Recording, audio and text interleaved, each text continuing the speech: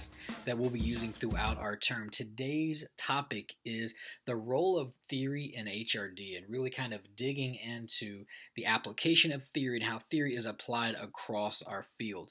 We have two specific objectives that we're going to focus on today. The first is to kind of define and organize theories. We want to talk about the defining characteristics and the organizational characteristics that really kind of put theories within our field. And then the second is to talk very specifically about the theoretical foundations of HRD. Now, one thing that we need to consider is everyone's exposure to theory up to this point. Now, it's likely that whether or not you've had formal experience, we've all had some kind of informal experience in explaining why certain things happen and why certain things don't.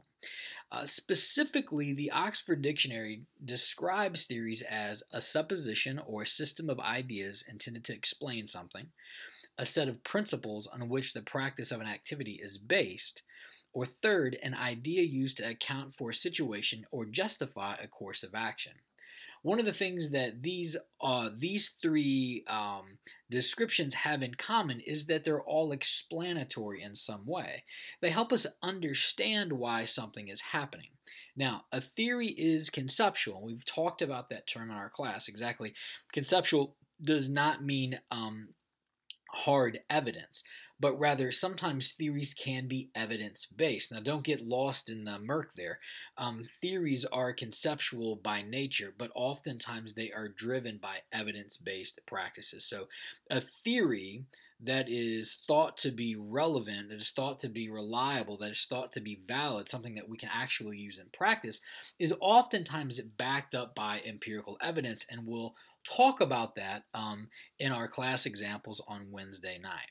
Now, if we were to kind of organize theories as categories, there are really three main areas of theories. There are grand theories, mid-range theories, and micro theories. Now, grand theories are theories that encompass a field, like the field of psychology, the field of economics, the field of sociology, the field of anthropology. There are grand theories that connect in with those fields of study.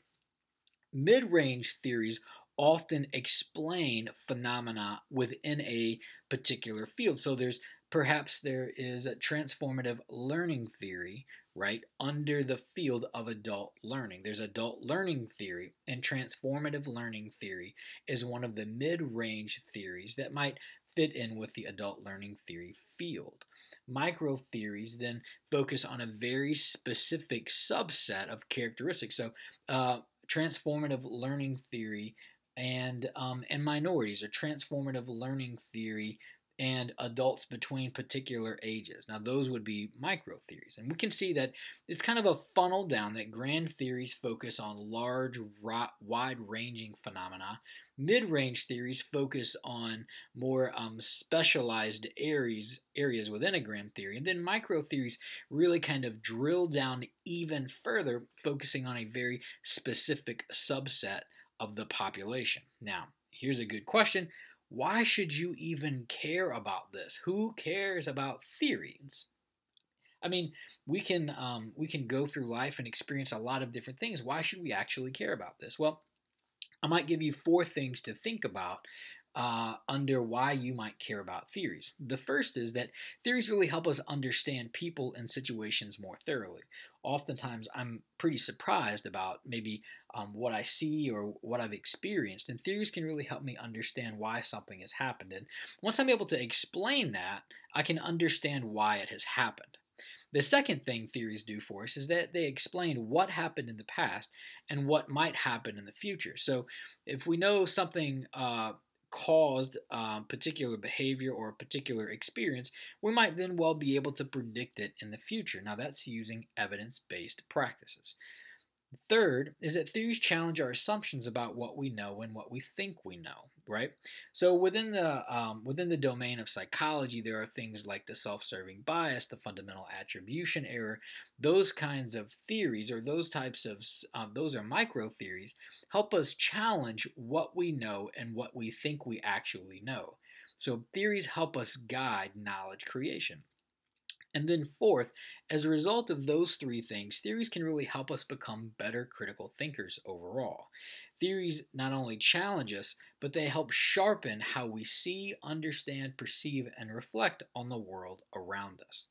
Now, if we move over into the area of HRD, we know that Swanson really suggested that in HRD, the whole field is built on three kinds of grand theories: economic theory, systems theory, and psychological theory. And that those three grand theories really make up HRD theory, and specifically organization, process, and individual performance.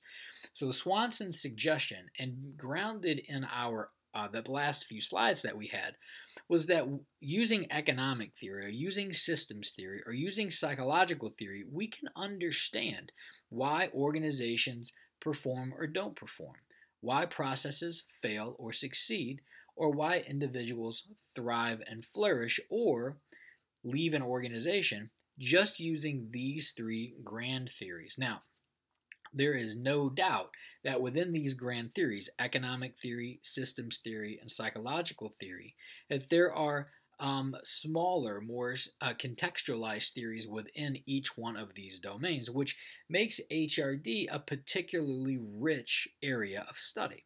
Now, let's don't miss this either.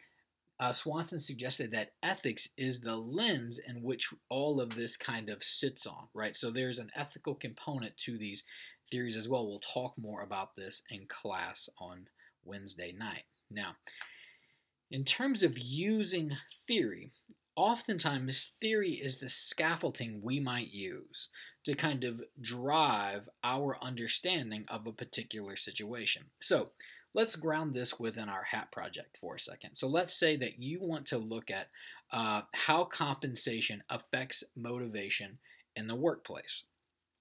Where would you even start to begin to think about that idea? Well, we might look at economic theory, and we might look particularly at compensation and how compensation has been theorized in the literature, right? And once we have an understanding of how compensation has been theorized, then we might also then look at motivation.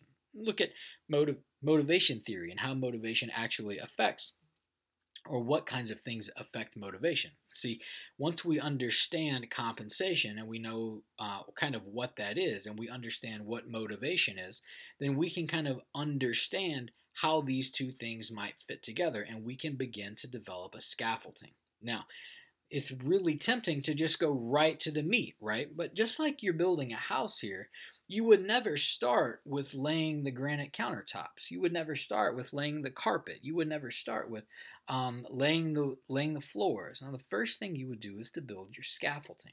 You would build the support around your home, and then you would fill it in with detail. And this is exactly how theory works.